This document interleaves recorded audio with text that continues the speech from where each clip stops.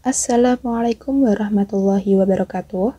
Perkenalkan, saya Vika Mayanti dari kelas EB, Program Studi Teknik Informatika, Fakultas Sains dan Teknologi, Universitas Nahdlatul Ulama Jepara.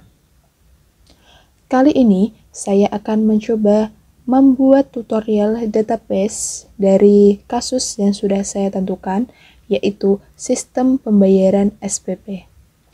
Database ini saya buat untuk memenuhi tugas akhir mata kuliah basis data. Sebelum masuk ke tutorialnya, saya akan menjelaskan sedikit tentang perintah-perintah SQL yang saya gunakan dalam video ini.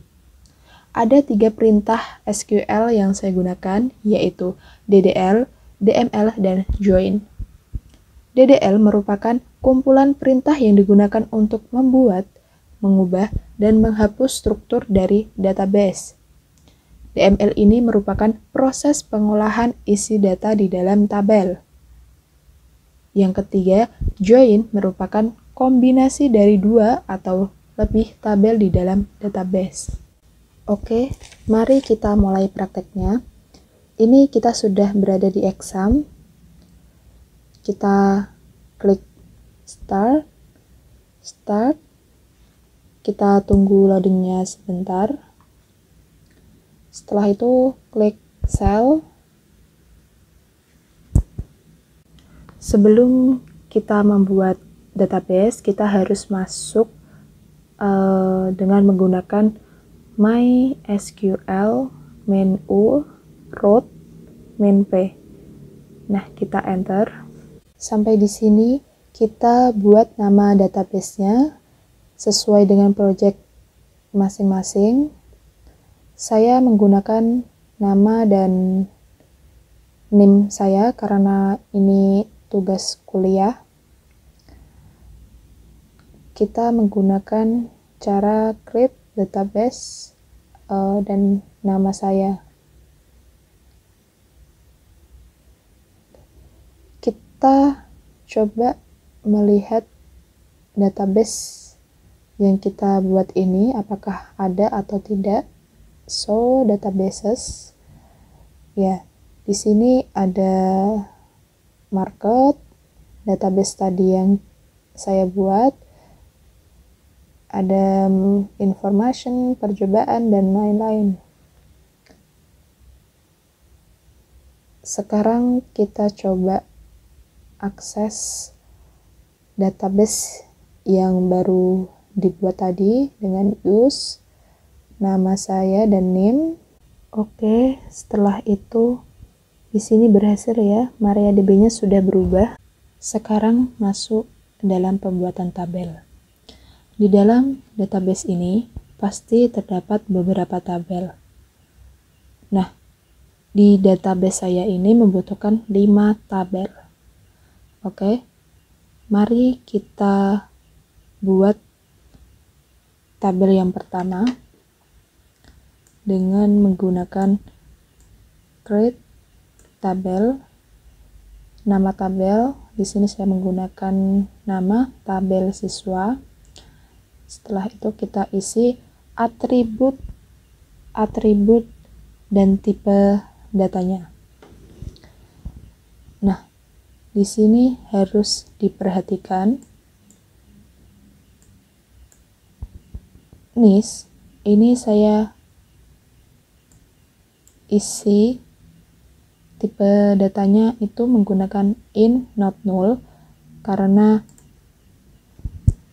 NIS ini bersifat numerik atau angka. Untuk atribut lainnya yang tidak bersifat numerik bisa menggunakan varchar atau char. Untuk tabel yang kedua dan seterusnya, cara pembuatannya sama seperti tabel yang pertama. Cuma yang membedakan itu di atribut dan tipe datanya. Setelah membuat tabel, kita lihat tabel apa saja yang sudah dibuat tadi menggunakan show tables. Nah, di sini ada 5 tabel, ada tabel diolah, admin, pembayaran, siswa, dan transaksi. Di sini salah satu tabel ingin kita hapus, itu menggunakan drop table, dan nama tabel yang ingin dihapus yaitu tabel diolah. Oke, sekarang kita coba cek lagi dengan menggunakan show tables. Nah, di sini tabel yang kita hapus tadi yaitu tabel diolah sudah tidak ada di tampilan ini ya. Menghapus tabel tadi sudah. Sekarang kita coba untuk merubah nama tabel di atas. Kita rubah tabel pembayaran menjadi tabel SPP ya, dengan menggunakan rename tabel. Nama tabel tadi yang akan kita rubah tabel pembayaran, dan kita rubah ke tabel SPP. Oke. Sekarang kita cek lagi dengan menggunakan show tables. Nah, sekarang yang awalnya tabel pembayaran berubah menjadi tabel SPP. Sekarang kita ingin menambahkan kolom atribut di tabel siswa menggunakan alter tabel siswa. Setelah itu add column if not exist. Nah, setelah itu kita isi nama atributnya dan tipe datanya. Sekarang kita cek menggunakan DEX tabel siswa. Nah, DEX ini untuk menampilkan keseluruhan list atribut yang telah dibuat tadi. Setelah kita tambahkan kolom atribut, sekarang kita hapus kolom atribut tadi dengan menggunakan alter tabel siswa, drop kolom keterangan. Tadi kita tambahkan kolom keterangan ya, kita hapus. Oke, sudah. Kita cek lagi dengan menggunakan DEX tabel siswa. Oke, di sini sudah tidak ada kolom keterangan ya, sudah berhasil dihapus. Sekarang kita masuk proses pengisian data dalam sebuah tabel. Kita akan menambahkan data ke dalam tabel yang pertama, yaitu tabel siswa, dengan perintah insert into tabel siswa. Nah, ini kita isi atribut-atribut yang ada dalam tabel siswa. Values ini untuk menentukan data yang ingin dimasukkan. Setelah itu, kita isi data sesuai urutan atribut-atribut di atas. Untuk pengisian data dalam tabel kedua, yaitu tabel SPP, caranya sama dengan pengisian data dalam tabel pertama, yaitu tabel siswa. Setelah pengisian data selesai, kita tampilkan keseluruhan data yang kita buat tadi dalam tabel siswa dengan menggunakan select bintang from tabel siswa. Di sini sudah terlihat semua datanya. Sekarang kita ganti nama siswa Cynthia Prameswara menjadi nama baru Sinta Wulandari dengan menggunakan perintah update tabel siswa, set nama siswa, kita isi nama siswa yang baru Sinta Wulandari, where NIS 21001. Sekarang kita coba tampilkan ada perubahan nama atau tidak dalam tabel tersebut. Select bintang from tabel siswa. Oke, ternyata di sini namanya sudah berubah ya. Setelah merubah nama, kita hapus data dari Agung Pramono dengan perintah delete tabel siswa where NIS-nya Agung Pramono. Kita lihat kembali datanya. dengan perintah yang sama dengan sebelumnya, yaitu select bintang from tabel siswa. Oke, selanjutnya kita ingin menampilkan data hanya nama siswa, kelas, dan jenis kelamin.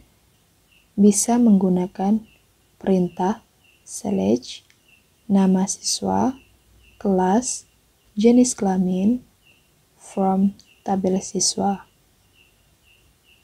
Oke. Hanya 3 kolom yang terlihat. Untuk menampilkan satu data saja, bisa menggunakan perintah select from bintang from tabel siswa where niche. Nah, pilih salah satu niche yang ingin ditampilkan, yaitu 21006.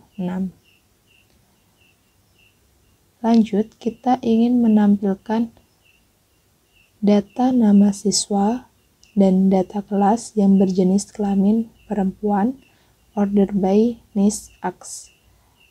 Menggunakan select nama siswa, kelas from tabel siswa, where jenis kelamin perempuan, order by X.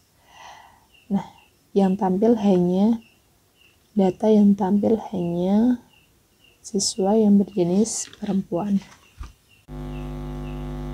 Lanjut, kita ingin menampilkan data keseluruhan dalam tabel SPP secara menurun.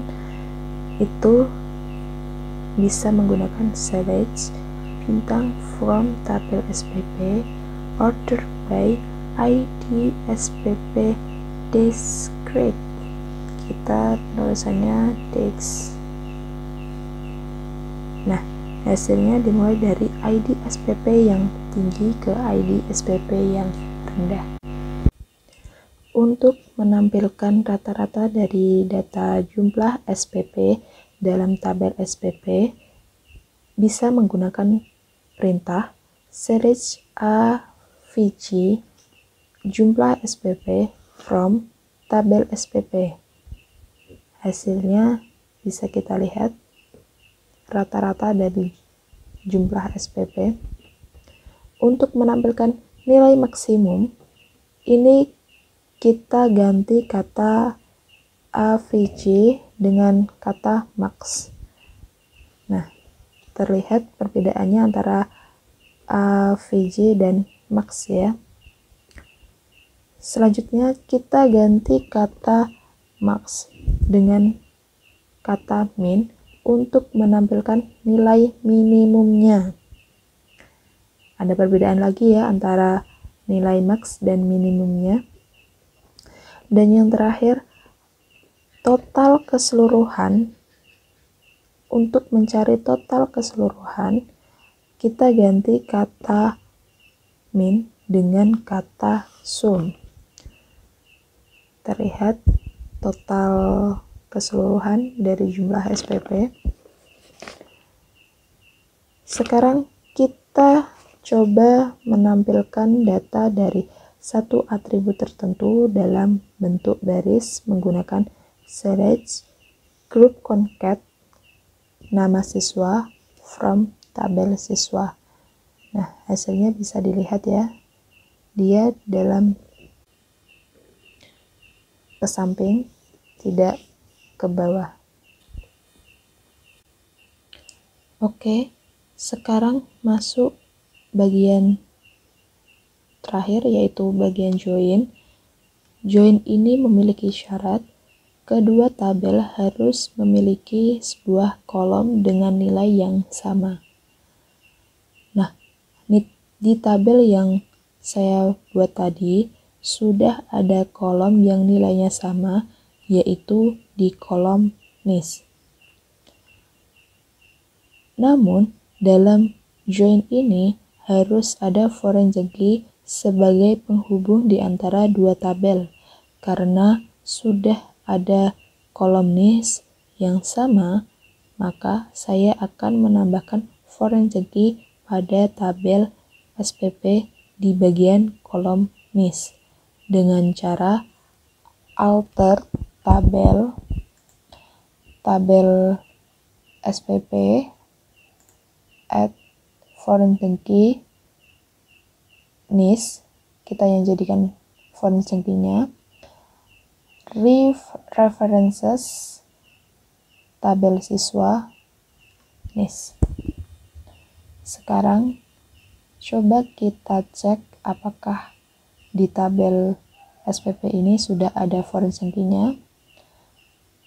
Dex tabel SPP.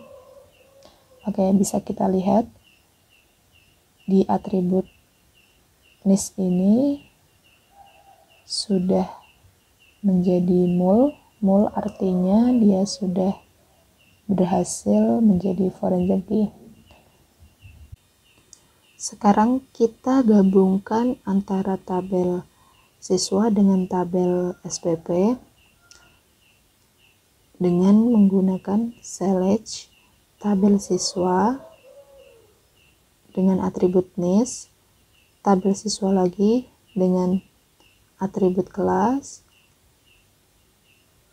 tabel siswa lagi dengan atribut nama siswa, dan tabel SPP dengan atribut jumlah SPP. Setelah itu from dari tabel siswa kita inner join-kan dengan tabel SPP on tabel siswa dengan atribut NIS sebagai primary key dan tabel SPP dengan atribut NIS sebagai foreign key. Hasilnya kita lihat di sini NIS ini sebagai PK dari tabel siswa dan FK dari tabel SPP. Setelah itu nama siswa, kelas, dan jumlah SPP ini dari tabel siswa. Setelah semua pengolahan data selesai, langkah terakhir yaitu menghapus database yang telah kita buat dengan menggunakan drop database, nama database tadi yang kita buat yaitu nama saya dan NIM. Setelah itu kita cek database-nya apakah masih ada atau tidak dengan show databases. Nah, bisa kita lihat hasilnya sudah tidak ada ya database yang tadi kita buat. Oke, cukup sekian tutorial dari saya. Semoga bermanfaat bagi teman-teman semuanya. Akhir kata, wassalamualaikum warahmatullahi wabarakatuh.